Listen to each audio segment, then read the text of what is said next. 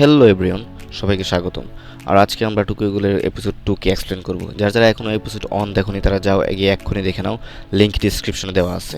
তাহলে চলো আর দেরি না করে শুরু করা যাক আজকের এই এপিসোডটিকে। তো আগের এপিসোডে আমরা দেখেছিলাম যে কানিকি কিভাবে একজন গোল হয়ে যায়। তো এপিসোড 2 এর শুরুতেই তোকা কানিকির মুখে সেই মাংসের টুকরোটাকে জোর করে ঢুকিয়ে দেয়, আর কানিকি সঙ্গে সঙ্গে বমি করে দেয়। কানিকি বলে, তুমি তুমি আমার সাথে এটা কেন করলে? আমি মানুষের মাংস খেতে পারবো না, আমি তোমার মতো রাক্ষস নই। আর তখন তোকা কানিকিকে খুব বাজেভাবে মারতে থাকে, কিন্তু কানিকির সমস্ত আঘাত সঙ্গে সঙ্গে ঠিক হয়ে যাচ্ছিল, কারণ সে এখন গুলে পরিণত হচ্ছিল। আর তখন তোকা কানিকিকে বলে, ও আচ্ছা, আমি যদি জানোয়ার বা রাক্ষস হই তাহলে তুমি কি? এমনিতেও তোমাকে পিশাচু মনে হয় না, আর তুমি একজন মানুষও না, তাই তোমার মতো মানুষদের বা পিশাচদের এই দুনিয়াতে কোনো জায়গাই নেই। আর তখনই সেখানে এক বয়স্ক লোক আসে, আর আমরা জানতে পারি সে একজন গোল, আর তার নাম হলো ইউশিমুরা। আর তখন ইউশিমুরা বলে, অনেক হয়েছে তোকা, এবার ওকে ছেড়ে দাও। কানিকি, মনে হয় ও তোমাকে একটু বেশি বিরক্ত করছে, তাই না? তোকে বলে, কিন্তু স্যার। তখন ইউশিমুরা বলে, দুর্বল পিশাচদের সাহায্য করাটা আমাদের কর্তব্য। আর সে কানিকিকে বলে, আমার পেছনে আসো। এরপর তাদেরকে একটা ক্যাফেতে দেখতে পাওয়া যায়। তখন ইউশিমুরা কানিকিকে একটা কফি দেয়। কানিকি সেই কফির দিকে দেখতে থাকে, আর ইউশিমুরা বলে, তোমার কি কফি খেতে ভালো লাগে না? কানিকি তার মনে মনে বলতে থাকে যে অনেক টেস্টি মনে হচ্ছে, কিন্তু আমি কি এটা খেতে পারবো? ইউশিমুরা বলে, এটা একটা নর্মাল কফি, তুমি একবার খেয়ে তো দেখো। এরপর কানিকি সেই কফিটাকে খেতে থাকে আর বলে, ও, এটা তো অনেক ভালো খেতে। তখন ইউশিমুরা বলে, কফি একমাত্র যেটা পিশাচরাও খেতে পারবে মানুষদের সাথে সাথে, কিন্তু এটা খেলে তোমার পেট ভরবে না। তাই ইউশিমুরা কানিকিকে একটা মাংসের প্যাকেট দেয় আর বলে, তোমার যদি আরো লাগে তাহলে তুমি এখানে আসতে পারো। এরপর কানিকি সেখান থেকে চলে যায়। আর তোকা ইউশিমুরাকে জিজ্ঞাসা করে যে স্যার, আপনি ওকে এত সাহায্য কেন করলেন? যার উত্তরে ইউশিমুরা বলে, তোমার মনে আছে সেই দিন যে নিউজটা দেখাচ্ছিল যেখানে অর্গান ট্রান্সপ্লান্ট করা হয়েছে একজনের শরীরে? তার কেউ না, সেটা কানিকি ছিল, আর তার ভেতরে রিজের অর্গান আছে। তোকা বলে, এটা কি কোনো মজা হচ্ছে?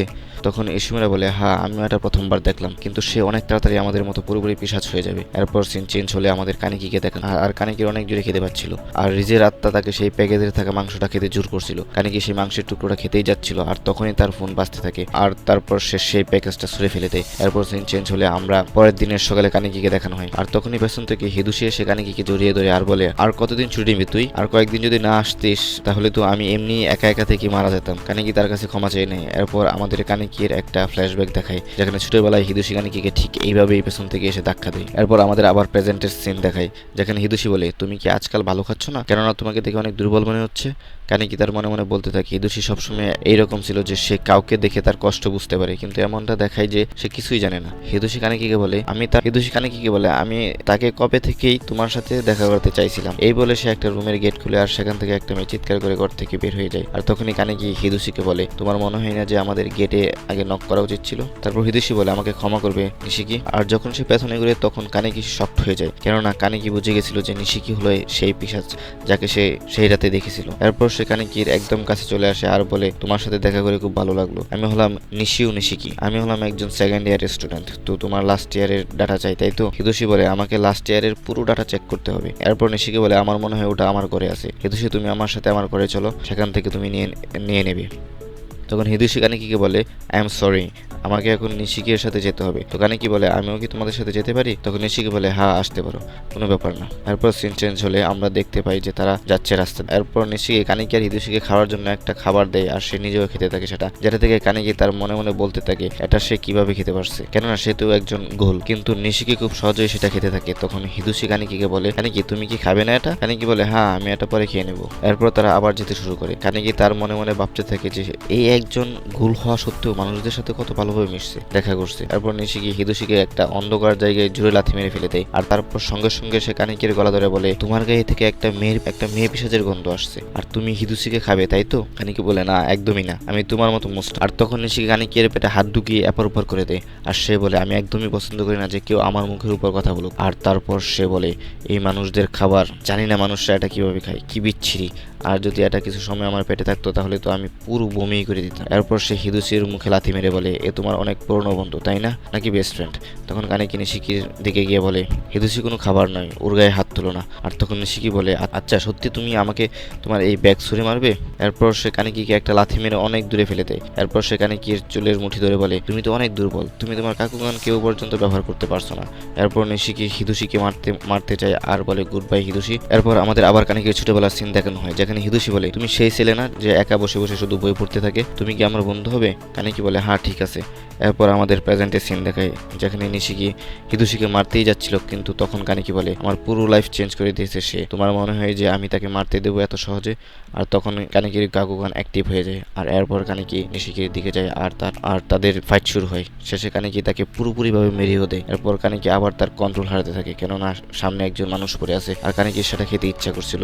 তখন রিজের আত্মা এসে তাকে আরো উস্কাতে থাকে, তাকে আরো জোর করতে থাকে সেটা খাওয়ার জন্য। এরপর কানিকি বলে না একদমই না, হিদোশি আমার বন্ধু হয়। তখন রিজের আত্মা বলে আরে একে একবার দেখো তো কত টেস্টি মনে হচ্ছে, আর একে খাবার অধিকার শুধুমাত্র তোমার আছে। এরপর কানিকি পুরোপুরিভাবে তার কন্ট্রোল হারিয়ে দেয় আর বলে হ্যাঁ তুমি ঠিক বলেছো, এটা দেখে অনেক টেস্টি মনে হচ্ছে। তারপর আবার সে বলে না না আমি এটা খেতে পারবো না, হিদোশিকে আমি খেতে পারবো না। কিন্তু তখনই সে আবার তার কন্ট্রোল হারিয়ে ফেলে আর হিদোশিকে খাওয়ার জন্য এগোতে থাকে। তখন সেখানে টুকা চলে আসে আর সে বলে তুমি তো আমাদের মতনই হয়ে যাচ্ছ, তোমার এতটাই খিদে পেয়েছে যে তুমি নিজেও জানো না যে তুমি তোমার বন্ধুকে খেতে যাচ্ছ। এমনিতেও তুমি যদি একে খেয়ে নাও তবুও আমার কোনো যায় আসে না, তুই এরপর তুমি অনেক আফসোস করবে।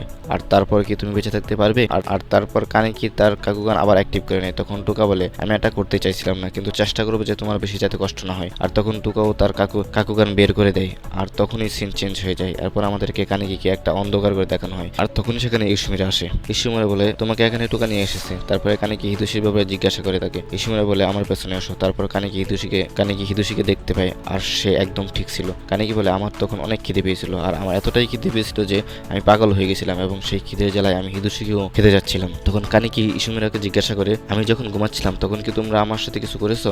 ইসুমিরা বলে তুমি জানো যে একটা পিশাচের খিদে শুধুমাত্র একটা মানুষকে খেয়েই মেটে, আর আমি যদি এটা না করতাম তাহলে এতক্ষণে তুমি তোমার বন্ধুকেও খেয়ে নিতে। তখন কানিকি কাঁদতে আমি একজন পিশাচও না আবার একজন মানুষও না, আমাদের এই দুনিয়াতে কোনো জায়গাই নেই, আমার এই দুনিয়াতে কোনো জায়গাই নেই। তখন ইসুমিরা বলে এমনটা নয়, তুমি দুটো দুনিয়ারই, তুমি একজন গোলও আবার তুমি একজন মানুষও, আর তুমি একমাত্র আছো এই ধরনের। এরপর সিন চেঞ্জ হলে আমাদের একজন লোককে দেখানো হয়, সেই লোকটা বলে খুব ভালো বৃষ্টি পড়ছে আর এটা আমাদের কাজ করার জন্য একদম সঠিক সময়। আর এখানে এপিসোড 2 শেষ হয়ে যায়।